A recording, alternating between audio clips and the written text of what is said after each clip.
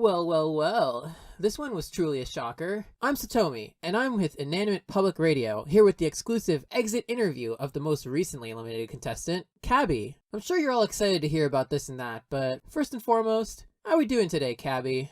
Excited to chat. I think it could be really helpful for me. That's great. We're all about reflection here at IPR. So, Cabby, what do you think is the most valuable nugget of wisdom that you took away from competing on the show? You can't trust anyone. Oh, is that it? Yikes. Jumping right into it, huh? How about this? Do you feel like you can't get over that test tube betrayed you? Or would you say that you sort of respect her strategy? Listen, betrayal for the sake of the game? That I can get over, but our partnership, our friendship, we would have been so strong together. It brewed with potential, and I just don't know why she'd throw that away. And that feeling of not knowing, that's what hurts. Well, there's obviously something you did that seemed to upset her and everyone else. So, can you talk about why you made files about other people in the first place? I did it so I could understand them. And how long do you research for your files? Clearly not long enough. Right. Still, though, I gotta hand it to you. Your work can be pretty impressive. Like, when you had the immunity vote results in episode 4, how did you even convince MePhone to give you those anyway? Cookies, obviously. Second item on his profile. Yeah, if only everything was that simple. But, back to some complicated stuff here. Was there something you think you could have done differently to prevent yourself from getting eliminated? When fans stole that file, I knew he couldn't be trusted, which is why I voted him out. But when I tried to build trust with TestTube by willingly sharing files, that got me voted out. If I could go back, I guess I should have just not trusted. I guess you wouldn't consider yourself very extroverted then, would you? Would someone extroverted require constant input from other people to feel alive?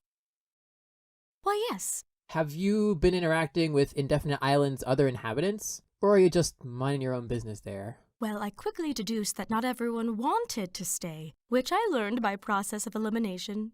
Oh, I didn't even intend that. Oh, that's good.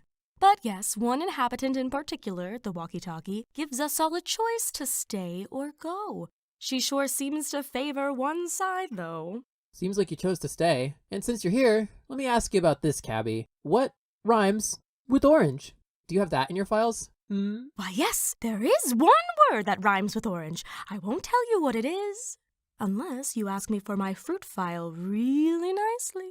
It's okay. I was just messing with you. Next question. It's sporange. Sorry, I had to tell you. Thanks. Yeah, much appreciated. Wait, is that a real word? Never mind. What else do you have in those files anyway? Anyone of interest, Any cool facts that you know about people?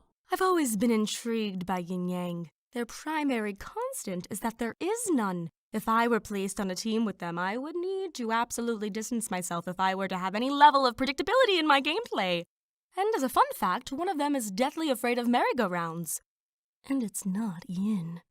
Yeah, the merry part has always been kind of misleading to me. All right, out of everybody left, who do you think is the biggest threat to win the game? Well, I think by all metrics I have a splendid chance of... Had a splendid chance. Tenses, huh?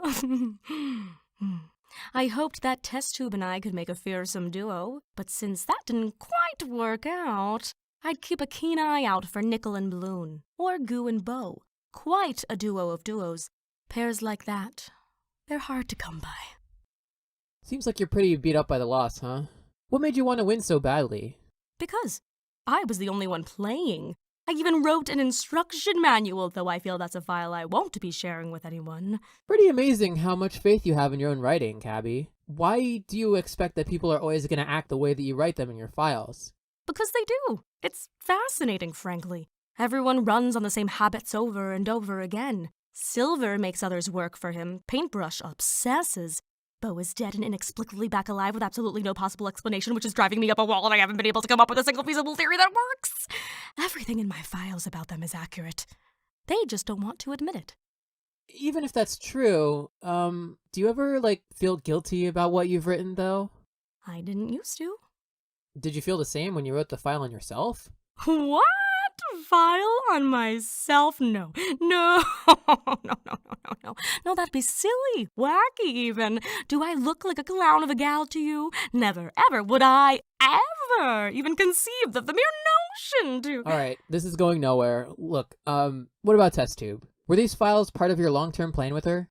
Sort of. I can evenly divide the plan into precisely 3 pieces. I am a piece, test tube is a piece, and our combined strength was a piece. There's those tenses again. Everything I was recording indicated that test tube would lend me something a little more subjective than I have been able to convey in my writings. Something warmer. But here we are, after a cold knife to the wheel. Look what putting yourself out there gets you. Hey, Cabby, I don't think you did anything wrong. Seriously? After all of this? Well, doesn't matter what I think, What I want to know is if you think that you did anything wrong. If I did nothing wrong, I wouldn't be here right now, would I?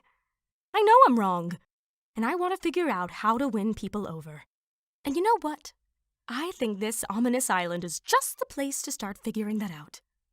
Yeah, this is exactly where I need to be right now. Well, I'm glad to hear it. Next question, Okay, you can leave now. Thank you for chatting with me today, by the way. Bye! Bye.